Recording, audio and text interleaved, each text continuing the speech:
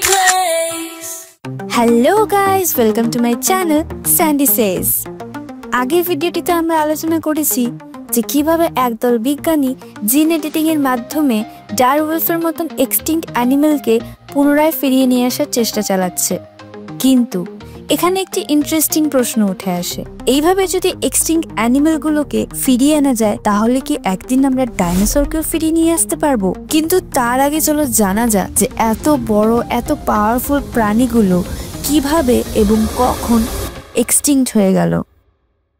সায়েন্টিস্টদের মতে এই মাস এক্সটিংশনের পেছনে ছিল একটি ম্যাসিভ অ্যাস্ট্রয়েড ইম্প্যাক্ট। এই অ্যাস্ট্রয়েডটি মেক্সিকোর একটি জায়গা চিকসুলুপ ক্রেটারে ক্র্যাশ করে। অ্যাস্ট্রয়েডের ইম্প্যাক্টটি ছিল প্রায় 10 মিলিয়ন অ্যাটমিক বমের এনার্জির সমান। জাস্ট ইমাজিন, আকাশে আগুন, ভূমিকম্প, সুনামি, আর পরে আসছিল endless dust and smoke. Massive asteroid ইম্প্যাক্টের ফলে 75% স্পিসিস এক্সটিংক্ট হয়েছিল, ইনক্লুডিং দ্য ডাইনোসরস। কিন্তু কিছু সায়েন্টিস্টদের মতে ভলকানিক এরাপশন, যেটাকে ডেকান ট্র্যাপস বলা হয়, এটিও একটি মেজর রিজন ছিল ক্লাইমেট চেঞ্জের জন্য। কিন্তু asteroid theory is the most widely accepted. Fun fact হলো, সব ডাইনোসরস কিন্তু এক্সটিংক্ট হয়ে যায়নি।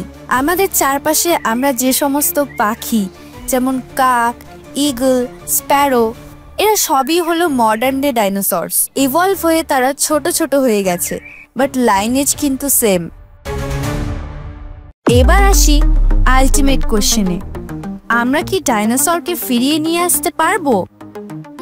টেকনিক্যালি বলতে গেলে পসিবল, কিন্তু বাস্তবে সেটা খুবই কঠিন। ডাইনোসরের সম্পূর্ণ ডিএনএ আমাদের কাছে নেই। ফসিলে থাকা ডিএনএ অনেকটাই নষ্ট হয়ে গিয়েছে, টুকরো টুকরো, সম্পূর্ণ নয়।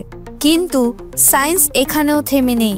সায়েন্টিস্টরা একটা প্রজেক্টে কাজ করছে যেখানে তারা চিকেনকে জেনেটিক্যালি মডিফাই করে ডাইনোসরের মতো বানাতে চাইছে।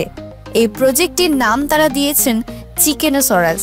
Sounds funny, but it's real science. পুরো ডাইনোসরস ফিরে আসবে কিনা তা আনসার্টেন, বাট ফিউচারে আমরা ডাইনো ইন্সপায়ার্ড ক্রিয়েচার্স তো ডেফিনেটলি দেখতে পাবো। সো ডাইনোসরস এক্সটিংক্ট হয়ে গিয়েছে আজ থেকে প্রায় 66 মিলিয়ন ইয়ার্স আগে, বাট তারা আজও আছে আমাদের চারপাশে, পাখিদের রূপে এবং আমাদের কল্পনায়। ভিডিওটি ভালো লেগে থাকলে লাইক অ্যান্ড শেয়ার করতে ভুলো না, এবং এরকম আরো মজাদার এবং ইন্টারেস্টিং ভিডিওস পেতে চ্যানেলটিকে সাবস্ক্রাইব করে দাও।